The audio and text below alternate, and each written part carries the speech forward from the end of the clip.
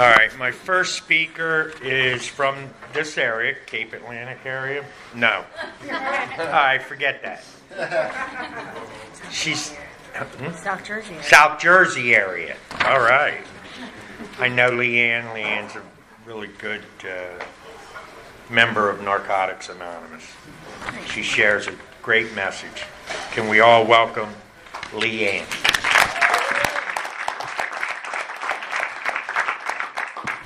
Hi, I'm Leann, and I'm an addict. And I'm nervous. Sometimes I'm nervous, sometimes I'm not. Today I am. My hormone replacement pellet has worn off for the most part, so I get this like really, really anxious feeling inside of me. And topics are hard. I drive myself nuts the whole time about I'm not on topic, instead of just sharing honestly. So I'm going to do my best. I'm going to tell you a little bit about me first, and my topic tonight is steps 7, 8, and 9, which is difficult for me because I don't really have any defects. My husband will tell you. So we'll just gloss right over that part. I think we actually just had this argument yesterday. I had to bring on the way down. I was sharing with him a part in step 7 that says something about we really need to accept input from other addicts and take a look at it. And yesterday I was refusing to take a look at some things, and I guess that's the good and bad part of living with another recovering addict. They get to point out our shortcomings on a daily basis. So my clean date is November 22nd, 2008. So this year I celebrated 16 years clean, which to me is a freaking miracle because I was not a first-time winner. There's people in this room and at this convention that have seen me coming in and out of Narcotics Anonymous since I was 19 years old. And I know I look like I'm 30, but I'm actually 50. That's the Botox that makes me look this young. But so it's been a lot of years of coming in and out of Narcotics Anonymous. And like from my first time here, I knew that this was home. I knew that I belonged here, and I felt what we talk about, we feel when we come into the rooms of Narcotics Anonymous. I just was not willing to do what it took to stay here, and I don't really think I wanted to that much. You know, at 19, my disease told me, like, yeah, sure, the heroin's a problem, but you haven't even turned 21 yet, so, you know, you're definitely going to drink when you turn 21, you know, et cetera, et cetera. So I was in and out of treatment facilities. The first one was like the sprawling hills and horses and shit because my parents' insurance paid for that, the first few. And then at the end, I kicked cold turkey on the county jail floor over and over and over again, wanting to die. And I would come into Narcotics Anonymous and I would get all the things back, you know, the car, the job, the place to live, and I would use and I would lose it all. And then I would get clean and I would get all the things back and I would use and I would lose it all. And it got to a point after so many years that like the things weren't coming back as easy as they used to, including children that my rights were terminated of, my teeth. Those fuckers don't grow back. They're just like gone. Once they're gone, they're gone. And it wasn't like no teeth. It was worse. It was like 7 teeth, and half of them were like broken off. So it made it really hard to get a job. So then that was hard. And then I couldn't, you know, like all the things were a lot harder.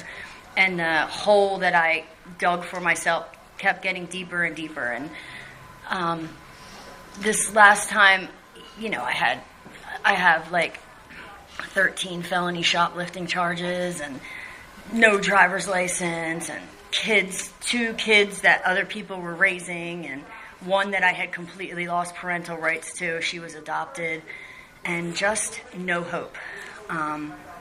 Well, I can't say no hope. I always had Narcotics Anonymous in the back of my mind with a little tiny bit of hope that, you know, we talk about when we come in here, we have to learn a lot of things. For me, I did need to learn a lot of things, but I also needed to unlearn a lot of things that I had learned out there in order to survive. Because I was raised in a normal household with normal parents with, you know, I never really felt like I fit in there. I didn't look like them. I didn't act like them. I didn't think like them. I My sister has blonde hair and blue eyes. I don't. I used to tell her we found her on the doorstep and that she was the milkman's kid. And when I was 12, my mom sat me down and told me that basically I was the one they found on the doorstep. My dad wasn't my real dad. So it started to make sense why I didn't feel like I fit in there and why I was always looking for this acceptance that was, it was very strange dynamic. I lied about things. So come to find out, my biological father was a Vietnam veteran with a bad heroin habit, and I guess I was genetically predisposed to the disease of addiction. So I had all these behaviors long before I ever picked up a drug. Like I picked the worst boys in high school, even high school. The boyfriend in high school was a teenage alcoholic who liked to drag me out of parties by my hair. When I was looking in the wrong direction or looking at somebody. So, that's just the stuff that I started to believe that I deserved because I didn't like myself. So I struggled with self-acceptance from very, very early on. So when I was introduced to drugs, I fell in love, and it was off to the races. I always had a really, really high tolerance for pain and a really, really high ability to hustle and figure something out and find ways and means to get one more. And so my runs were long and my bottoms were deep, and it just kept going on and on and on. And then, we talk about a power greater than ourselves, and sometimes that power greater than myself was the cops, and sometimes that power greater than myself was the judge, and sometimes that power greater than myself was DIFUS. All these powers greater than myself were saving me from a situation I was in, and most times I wasn't stopping until somebody stopped me because I was going to figure it out. I was going to get more. I was going to be okay. I was the chick you wanted to hang out with when we were getting high because we were not going to be sick. It was not going to happen. We were going to figure it out. I was going to figure it out. So all that being said, in and out of Narcotics Anonymous, hearing the message, knowing what the message meant, understanding the message, knowing that this is where I needed to be, and just refusing to surrender to it fully. So I was in and out every time I came in. I usually picked up, I'm Captain Save-A-Ho, so each program I was in, I picked up somebody, from the dented can aisle or whatever. My mom's like, why are you dumpster diving for boyfriends? I'm like, I don't know. Because I like them, and I'm going to fix them, and everything's going to be great. And never really worked out. Not anymore, honey. Not anymore. So I always pick the same dude with a different face. Each of my 3 children are born of some rehab romance or another. 2 of them are dead, and one of them we haven't heard from in several years. That's just the reality of the way that this worked. I had this void, this huge void, and I would want to fill all the holes, literally and figuratively. So I would just be like, please fill this void, and never understanding that the void wasn't going to be filled with anything human. It just wasn't. But I sure as hell tried, and it never worked out well for me. It just made me feel more of a piece of shit. And so each one of these relationships would steer my focus away from what it needed to be, which was the steps and principles of Narcotics Anonymous. And I would make them my higher power, or them make me their higher power, and that's a big job. And then I would use. And that was my story over and over and over again. And so this last time, the desperation was pretty bad, and I was just really tired. And I knew that I thought maybe I was worth a little bit more than I was allowing myself to accept in my life. And so I got clean this last time by way of my higher power, which was the cops that time. And I went to jail on November 22nd, 2008, and it was a drug court violation that should have been like a 1 or 2 day sanction, but my higher power knew that 1 or 2 days wasn't going to do much for me, so I sat there for 3 weeks on my first ever sanction on drug courts, which doesn't really happen, so to me that was my higher power giving me a fucking break. So I sat there, and I got out, and I went to a recovery house, and I remember, so when I went to the county, I was in a county far from here, and So sometimes my thing was Xanax, and my thing always was boosting, which was, a nice way to say stealing. So I was boosting, and I was actually really, really good at boosting until I took benzos, and then I thought I was invisible, and I got caught like a lot. So I have 13 felony shoplifting charges. Every single one of them was behind like some Xanax blackout. So this last time, they arrested me, and I went to the county, and on the third day, I was just starting to come to, and they were like, let's go, you're going to see the psych. And I'm like, the psych? They don't have a psych in Camden County. You're just kind of sitting there, and that's it. So I was like, okay. And on the way out, the girl was like, another inmate was like, tell him you're crazy, and he'll give you whatever you want. And I was like, sweet. So I went down there, and it was a little Mr. Magoo-looking guy with these little round glasses, and I told him I was bipolar schizophrenic and that I was hearing voices, and I was going on, and I was on a roll. And he was sitting there just watching me. And side note, I've never been diagnosed with a mental illness. I'm a junkie, like a stone-cold junkie, but never diagnosed with any of these things. So I was telling him I was bipolar schizophrenic, and I was hearing voices. I was pretending to hear voices, and he was like, have you ever tried to commit suicide? And I was on a roll, and I should have known better, but I said the wrong thing. I said, well, I have overdosed 6 times in the last 6 months, so you can call that what you want. Well, so that was the wrong answer. I wound up in a turtle suit. In admissions, if you don't know what a turtle suit is, thank God, you don't want to. But basically, it's like a paper gown. Actually, not paper, it's like a padded gown that they give you so that you can't harm yourself. So they put me in the turtle suit, and they put me in admissions in a glass cell so that everybody on their way in the jail gets to see me in my turtle suit, and everybody on the way out of the jail gets to see me in my turtle suit. And they took my underwear and my eyeglasses, and they gave me a spork to eat my food with. And every 15 minutes, I think, the fat-ass CO had to get up and come check on me to make sure I didn't hang myself with my turtle suit. So they hated me, because they're mad that they have to get up and come check on me every 15 minutes. And I'm like, so this is the disease. I laid there, and I was like, this is fine. This is fine. Because it's going to be like 7-day lockdown in Camden County, which is fine. I mean, yeah, I'm a little cold because I have no underwear on or anything, but they're going to give me a bunch of medication. I'm going to be high. This is fine. This is absolutely fine. So before I knew it, I realized that in Bumblefuck Land County that I was in, they don't have the drugs inside the jail. So it took 3 days for these medications that he prescribed to come. So I laid there kicking cold turkey in the turtle suit, mind racing, not sleeping, thinking like, bitch, look at the lengths you're willing to go to get one more of some drug you don't even know what you're going to get. And I feel like I just had this like spiritual awakening at that point that I was like, I really need to do something different because this is crazy. So on day 3, the little Mr. Magoo doctor came walking in, and I was yelling, I was lying! I was lying! I don't need to be in here. I don't need the medication. And he was like, you don't say. You don't say you were lying. So he let me out. I came home. I went to a recovery house. And that started this journey. And the things that I was missing every time before now was the ability to be 100% honest with at least one person.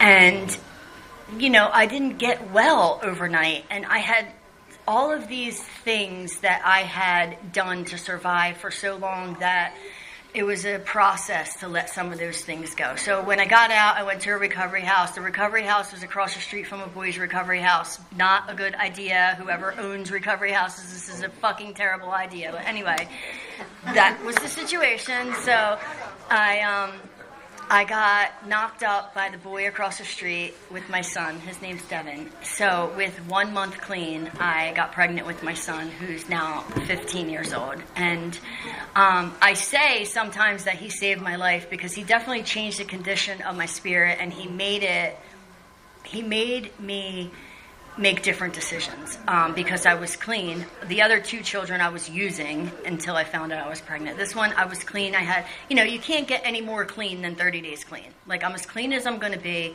Now, if I use, it's a choice. The powerlessness is powerlessness, but I have a decision to make. I can use or I can not use, and I didn't use. But it was hard. Like, life in the beginning was very, very, very hard. Like, I had 7 teeth, no job, pregnant. Like, it's just a lot. So I had this sponsor. Her name, ironically, was Leann, too. She's from this area, and she's like a godsend. But I was able to be 100% honest with her no matter what. And so I would call her and say things like, I'm going to send pictures of my tits to this old guy because he said he's going to pay my electric bill. And she would say, okay, when the pain gets great enough, you'll do something different and pray. And she didn't judge me. And I would say things like, I was like, all right, but today's not that day because my electric bill needs to be paid. And it wasn't like, don't call me till you stop making these decisions. Never, none of that. She said, I said to her, dude, the baby's father was in my house, wound up getting a small apartment, and he lived there, and he kept using. He never bought into this. And I'd say, he's shooting coke in my kitchen. I want to get high so bad I can taste it in my mouth. And she would say, when the pain gets great enough, you'll do something different. You need to pray. And eventually, I prayed enough. The landlord was selling the house. We had to go. God doing for me what I couldn't do for myself. But the point was, that made a huge difference because all those things didn't go away right away.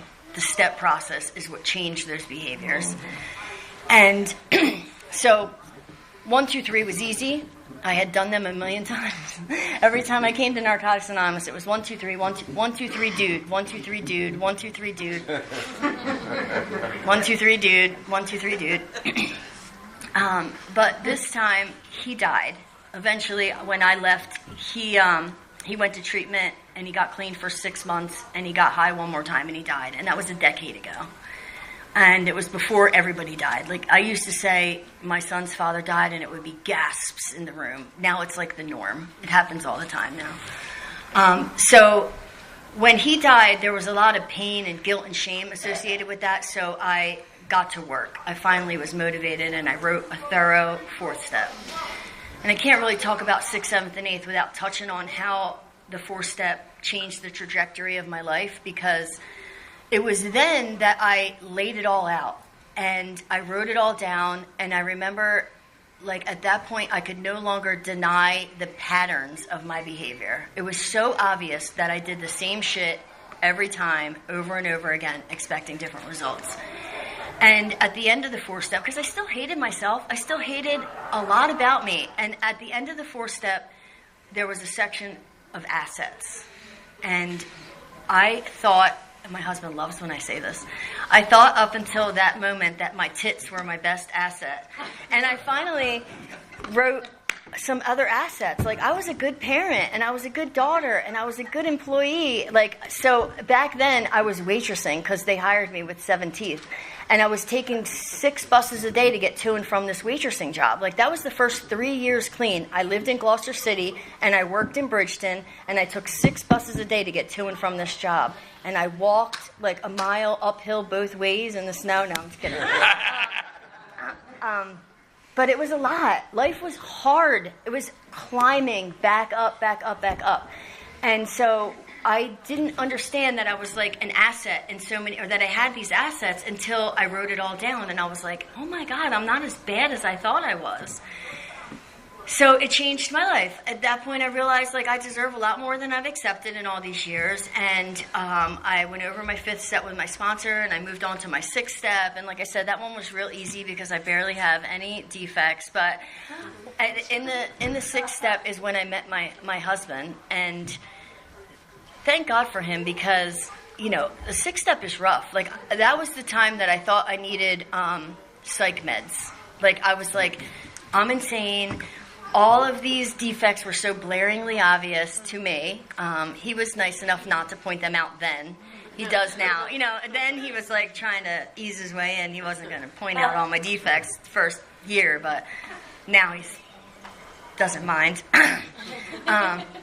So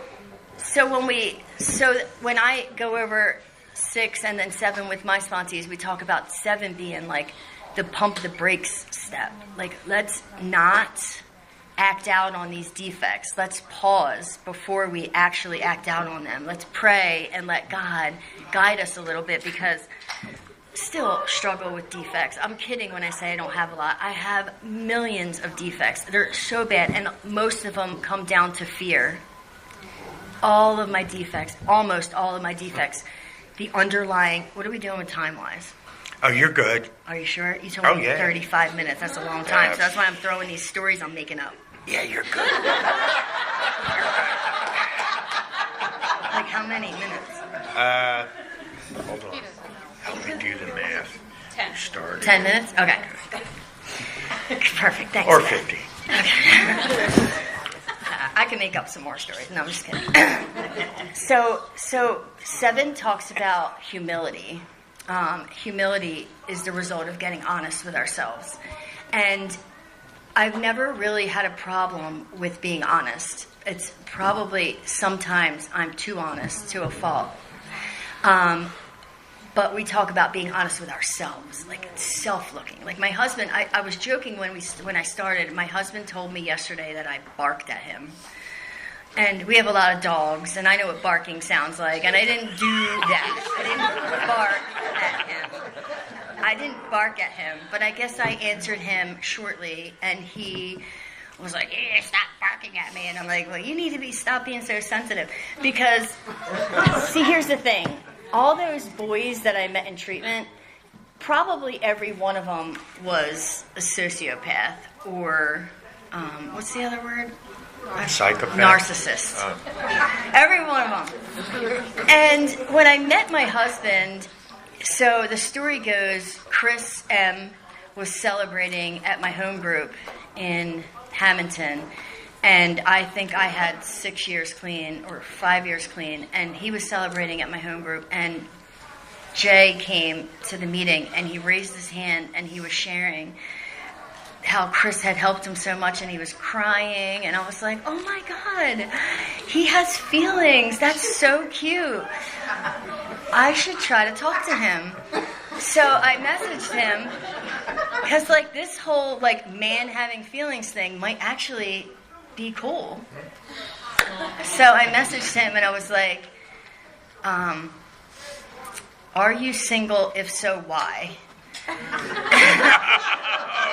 That was the first message. And he gave some bullshit. He gave some crap, and so the rest was history. But so now, when he has all these feelings, I'm so annoyed by them.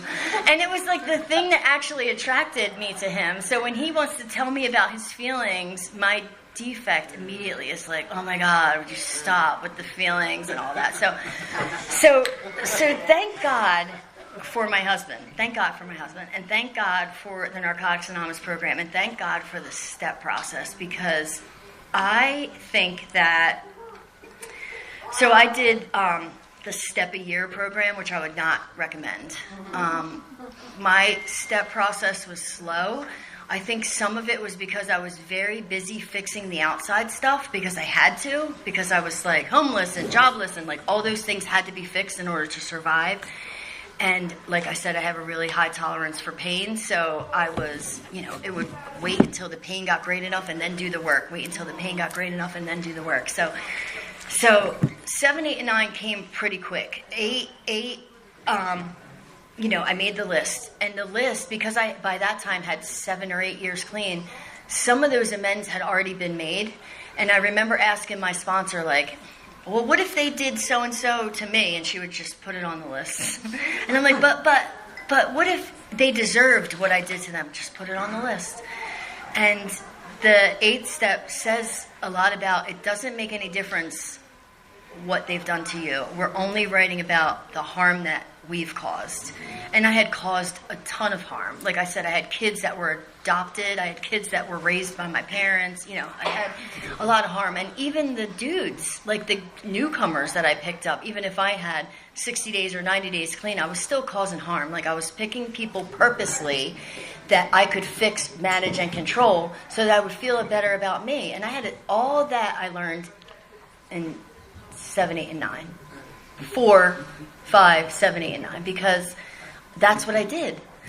And so I owed amends to a lot of people and a lot of things. And so then it came, they talk about not writing 8 in thoughts of 9, not being worried about 9 while you're writing 8. And I think I did a pretty good job of that. Like, I just made the list. I made the list, and then I started making amends. And the financial amends, a lot of them were already made because I had to survive. And the judicial amends were in the process. But there's a funny story about the financial amends. So 6 or 7 years clean, I get a letter from welfare in the mail who tells me that I owe them money because they had overpaid me when I was using.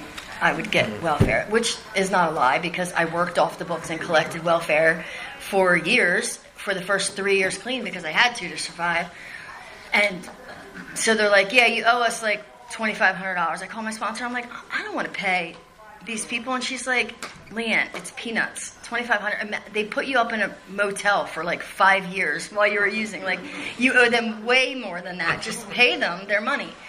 So I made a commitment and I paid like, I don't know, $50 a month for like 5 years or something like that. And finally they sent me a letter and said I had paid it all back. So I called when I was done paying and I wanted to confirm that I had paid it all back, and the lady was like, yeah, you're all paid up. And I was like, I just want to thank you guys for helping me.